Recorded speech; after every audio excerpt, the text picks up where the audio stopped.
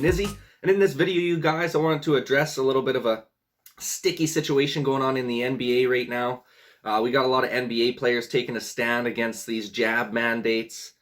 I love to see it, to be honest with you guys. I'm pro freedom of choice here.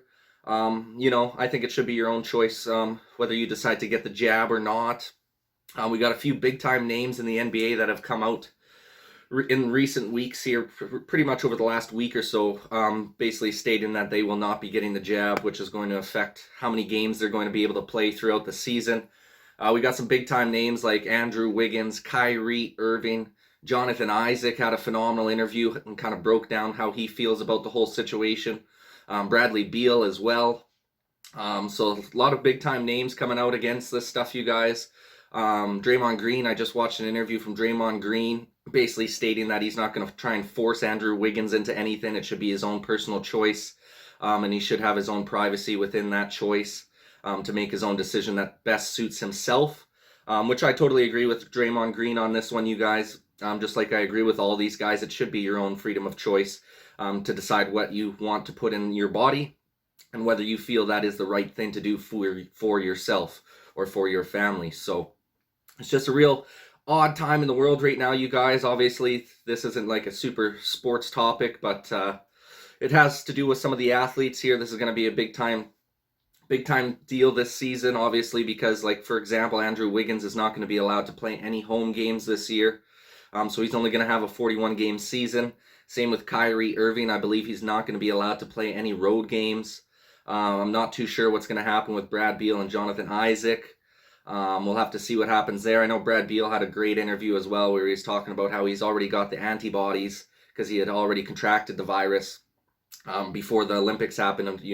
If you all remember, before the Olympics, Brad Beal was unable to go, unfortunately, because he contracted the virus, so he lost his spot on the roster because he was going to be unable to go over to Japan there for the Olympics.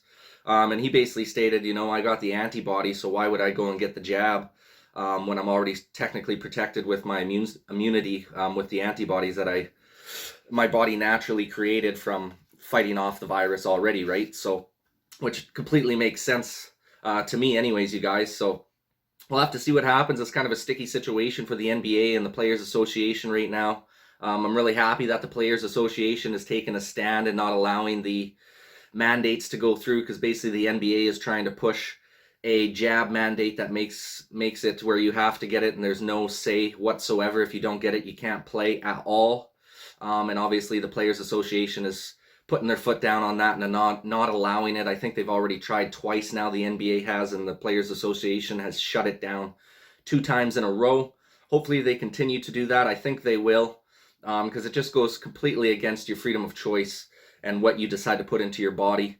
I mean, it's just getting ridiculous how much they're trying to force feed this, not only down the athletes' throats right now, but all of us across North America and across the world right now. It's crazy times, you guys. You got to stay strong in this fight. Do what's best for you. Don't listen to outsiders. Take medical advice from who you trust, whether that be your doctor, your family, your friends, yourself. Do the research yourself to figure out what is the best decision for you. And just go from there, you guys. I mean, at the end of the day, the government always is going to want control.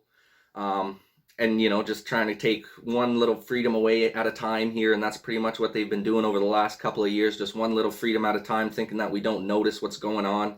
But we're not idiots out here out in the world, right? So we see what they're trying to do to us. We see what the control they're trying to take over us. And I don't like it, man. I don't like it one bit. Not a fan at all. We'll have to see what happens, like I said, with the NBA here, you guys, but I love that these guys are taking a stand and fighting for their freedoms. And not only are they fighting for their freedoms, you guys, but if they win this battle, it's going to help out all of us as well, right? So this is huge. This is a big time battle for freedom right now across the globe.